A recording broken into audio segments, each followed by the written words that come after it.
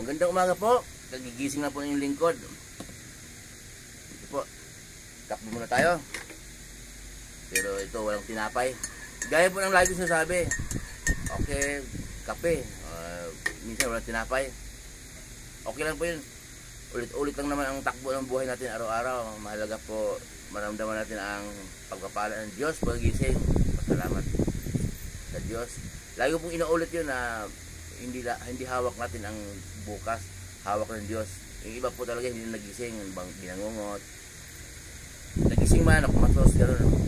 Tayo, salamat na ito, malakas. Shout out din muli kay Lorita Medicilio.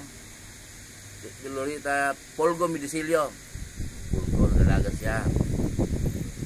Sigan-kasin ko, pamangkin ko, si Rigel Tokero, dyan sa Tabuilan, Cebu.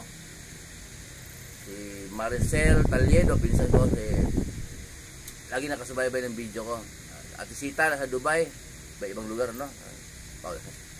Si J.M. Francisco ng Malolos, Bulacan, sa Anilao, Barangay Anilao.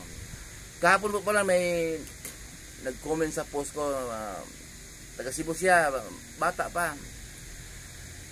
Anak siya na, kamag-anak ko rin, malayo na, hindi na gano'ng malapit na kamag-anak. Hindi ko lang siya pangalanan. Nag-vlog din siya, sabi niya, Tito Roy, basa ko nga yung ibang comment sa mga vlog mo na may nag-comment na yung nag-post ka ng salita ng Diyos. May nakasulat pa sa Bible na ihayag mo, uwi daw yung comment na yon. Tuloy lang si Toroy, buti nga salita ng Diyos ang binablog mo eh. Sabi niya, sabi mo Tito Roy, hindi ka naghahangad ng makasahod sa Facebook, basta ihayag ka ng salita ng Diyos, maligaya ka na. Yun hindi na sa sarili mo, kundi banal na espiritu ang nanguna sa'yo para makapaghayag ka ng salita ng Diyos. Correct yun, tama yun. Dinagdag din niya po na kung siya nag-vlog din eh, milyon na ang viewer po na niya, saka milyon na ang followers niya, pero wala pa siyang invite, monetize sa Facebook. Sabi niya, noong una raw binablog niya, sinusuntok niya yung mga saging, nagagalit yung tatay niya, tumba yung mga saging, sinusuntok niya. May nag-comment, ba yan, wala akong kwenta yung vlog mo, pero hindi niya pinansin.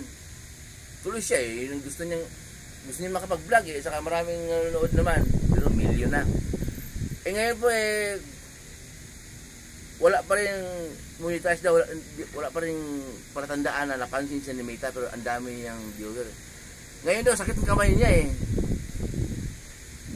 Puno na ng niyog, sinusuntok niya. Sabi niya, ayan, Tito Roy, ako nga, ganun vlog ko eh. Gusto ko, natuwa naman ako, marami namang nanonood. Kahit na wala pa akong invite kay FB, kay Meta. Tuloy lang yun sa'yo. Salita ng Diyos. May ganun yung viewer mo. At least gaya na sinabi ng Tito Roy na yung mga nanonood ng pinupost mo na salita ng Diyos, may verse ka naman binabanggit, hindi sila basta-basta maghahatol. May manood man o wala, sabi mo ang nanonood daw ay ang Diyos din ang naglagay sa kanila doon na panoorin nila, tapusin nila sa salita ng Diyos. Kasi nga yung gusto ng salita ng Diyos sa Diyos, yung ayaw sa salita ng Diyos hindi sa Diyos, yun daw ang sabi ko. Tama naman yun. Kaya okay, salamat ato dong sa Bisaya eh. Ang comment niya sabi niya, isumbag niya ang mga punuan sa saging eh. Sinuntok niya ang mga puno ng saging na tumba. Ba yan ang vlog niya. Sige, mabuhay ka, mabuhay tayong lahat, pagpapalain ng Diyos, pagpapalain kayo sa mga negosyo, anumang trabaho pinasukan nyo, sa namahan kayo ng Diyos. At kung ano na buhay ninyong lahat na napanood ng video ito na parehas ayon sa kalooban ng Diyos na walang halong pandaraya, pagpapalain kayo ng Diyos.